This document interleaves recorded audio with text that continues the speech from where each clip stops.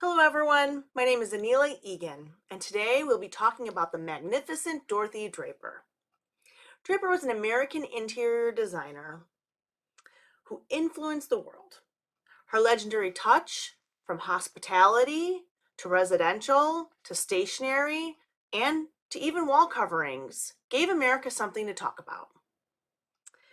Her iconic style is admired and studied and recreated even today. Her elegance, determination, and creativity are what went into the Draper touch and will be remembered through time. Now, let's explore the wonderful life of Dorothy Draper. I always put in one controversial item. It makes people talk. The words of Dorothy Draper. These words shaped the interior design world with Draper's fearless love of patterns and bright colors. Draper was one of America's most famous household names in decorating during the 20th century. She encouraged the average woman to create their homes as an expression of their true creativity and find their true selves. If she were here today, she'd be among the famous names such as Martha Stewart or Ralph Lauren. She was born on November 22nd, 1889, as Dorothy Tuckerman, to a wealthy family in Tuxedo Park, New York. Her parents were of old money wealth.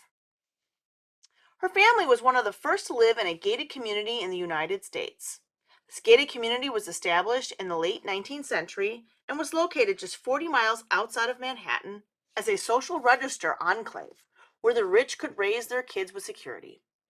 The stone walls around the property resembled that of a medieval fort, and the houses were grand residences with Gothic and Renaissance detail. Her early childhood would be an inspiration for her decorating of houses, hotels, and apartment buildings. Her second residence was her summer home located in Newport, Rhode Island. The Tuckerman family traveled extensively throughout Europe, which influenced her appreciation for the arts. Although Draper felt she was undereducated, she did receive a typical upper class education at home by the governess and then spent 2 years at Manhattan's Brearley School. She became a debutante in 1907. A party of 400 people was thrown for her at the Sherry on Fifth Avenue, where her grandmother, Louise Aspinwall Midterm, hosted. This event was beautifully decorated with palm trees and an extensive list of old money attendees. 5 years later, Dorothy wed Dr. George Draper, grandson of the newspaper magnate Charles Dana, founder of the New York Sun-Times. They married at the Tuckermans' Tuxedo Park house. Due to Dorothy's family wealth, she provided with a degree of financial independence that made her a proto-feminist. She felt that she did not have to obey him because she used her family wealth to obtain many of their household expenses and supported their lifestyle. They moved into a multi-floor brownstone on 186 East 64th Street in Manhattan. This house would change the course of her career. Dorothy, unpleased by the capacity of the house, the dank backyard, and the dim interiors, created the upside down house. She extended the ground floor to the entire backyard and relocated the garden on the sunny roof of the addition. Her new ground floor living room was now large enough to host parties of 200 people on her first floor dining room, with a beautiful sunny garden view. This architectural solution was a concept that no one had thought of yet. This daring and unconventional house was the beginning of her friends recruiting her for help with their residence. The couple had 3 children: Diana, George, and Penelope. They all lived together as a family in the house from 1923 to 1929. George announced he wanted a divorce in 1929 after a work trip to Switzerland. Encouraged by friends after a decade of decorating with the famous Draper touch, she started a business she could run from home. This business connected architects, contractors, craftsmen to her socialite friends, and she called it the Architectural Clearinghouse. This business helped her cope with her divorce because she had already established her own separate identity. Instead of falling apart, she took on more work. She took on the River Club, which was an urban country club on East 52nd Street, and the Sherry Restaurant, where she had her debutante ball. After these projects, she renamed her business Dorothy Draper Incorporated. While seeking psychiatric help to cope with her divorce, she finally discovered a sense of artistic freedom that she could apply to her career. She wanted to live in a world free of dull colors. She embraced the world of color in connection with our mental happiness and revealed that doctors and psychiatrists supported this theory. She felt that hospitals should focus on health and happiness instead of illness and suffering, and that was seen in her job at the Delnor Hospital in St. Charles, Illinois. Here, she lined the hallways with green leaf wallpaper. Patients' rooms were painted a pastel shade and had vibrant floral curtains and bedspreads. She draped bassinets with lavish ribbons for boys and for the girls. With the magnificent artwork in the halls to the rose painted china, the hospital was known as the House of Hope and Cheer. It opened on Thanksgiving Day in 1940 and received local and national attention. Some of her large and best known works from Draper Firm were hotels and resorts.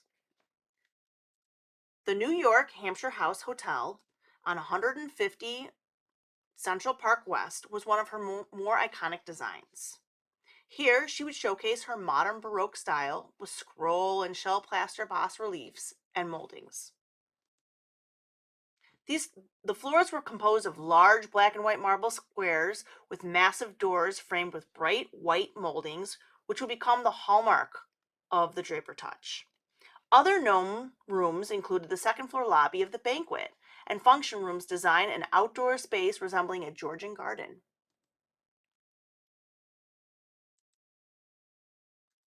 In this space, Draper placed painted wrought iron furniture amongst plants and flowers, which was utterly mad for the times. As a perk to her design, she later moved into the 34th floor duplex with sweeping views of Central Park.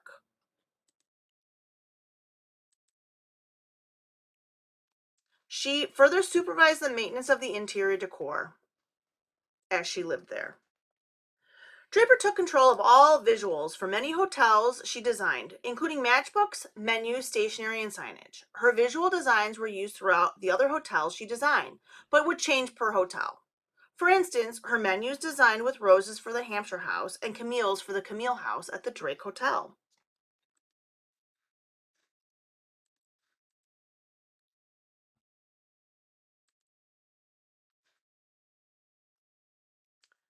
From these experiences, Draper's ability to take control of design eventually led her to ventures in fabric, wallpaper, and furniture.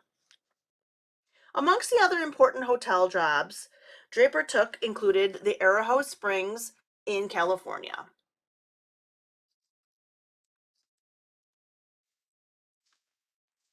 The Cadi Salon and the Quintanao were also larger resorts built in South America. These projects were all post war when decorating had come to a halt. The Quintanada project made Draper the highest paid decorator of time with a commission of $30,000.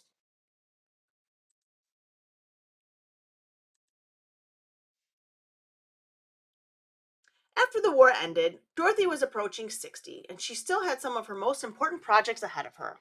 With new construction booming, Draper was commissioned to redecorate the Fairmont Hotel in San Francisco and the Versailles, the most expensive restaurant in New York City. The Fairmont was one of Dorothy's great pleasures to decorate, in the contrary of the Versailles, which nearly brought her to financial ruins due to immediate bankruptcy of the restaurant. It didn't take long for Dorothy to bounce back. In the pink, which was one of her favorite expressions. The rich and famous loved her designs, and she was soon approached by a young Texan millionaire for the Green Brier project. The Green Brier had a premier resort for many Southerners known as the Old White. However, at the beginning of the war, the army reassigned the hotel and used it to house diplomats of enemy countries.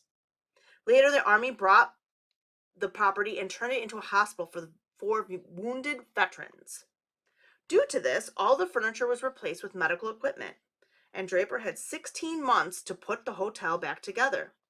The 3-day opening gala, dubbed the Diamond Ball, was one of her most lavish house parties of the century. Attendees included the Duke and Duchess of Windsor, Bing Crosby, and various Astors and Vanderbilts. Draper pulled it off with flying colors.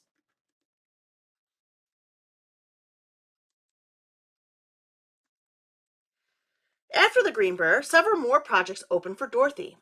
including the Metropolitan Museum of Art, where she decorated the cafeteria devotedly called the Dorthatorium. As the interior design world was changing, so was Draper's style for one of her last projects, which was the International Hotel at New York's Idlewood Airport, now the Kennedy International. The Baroque plasterwork and the cabbage rose chintz style were replaced with bright colors and bold accents for this contemporary inn.